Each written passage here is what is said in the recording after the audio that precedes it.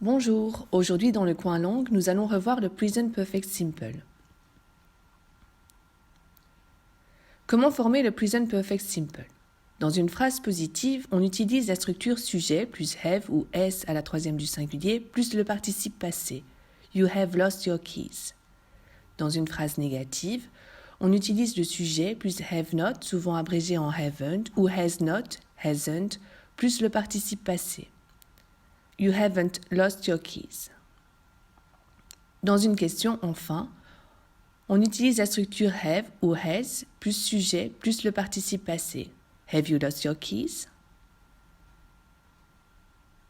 Quand utiliser le present perfect?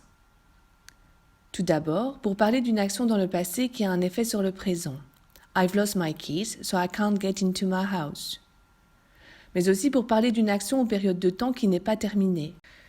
We've lived in London since 2010. I haven't seen my friend today.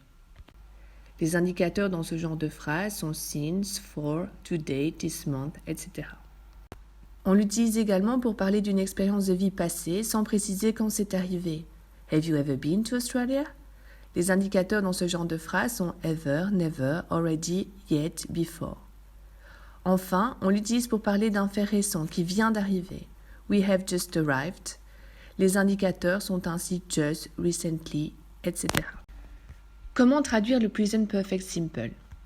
Comme c'est un temps hybride entre présent et passé, étant donné qu'il décrit des actions ou situations débutées dans le passé mais inachevées, toujours en cours ou ayant un impact direct sur le présent, selon le contexte, en français, on va le traduire par un indicatif présent, I've known her for 10 years, je la connais depuis 10 ans, ou par un passé composé, I've broken my arm, je me suis cassé le bras. Du coup, pour un francophone, ça rend les choses un peu compliquées. Comment choisir entre present simple, present perfect simple ou past simple? S'il n'y a aucun lien avec le passé, on va utiliser le present simple. He loses his keys twice a week. Si on établit un lien avec le passé, qu'on essaie d'expliquer depuis combien de temps une situation dure, quand on essaie de mettre l'accent sur la conséquence du passé sur le présent ou quand on parle d'un passé général sans dire exactement quand les choses se sont passées, on utilise le present perfect simple. He's lost his keys and hasn't found them yet. Enfin, si on parle d'une action finie dans le passé et qu'on explique exactement à quel moment cette action s'est produite, on va utiliser le past simple. He lost his keys last week. J'espère que tu y vois un peu plus clair. N'hésite pas à t'exercer pour bien comprendre les différences entre les temps. Bon travail!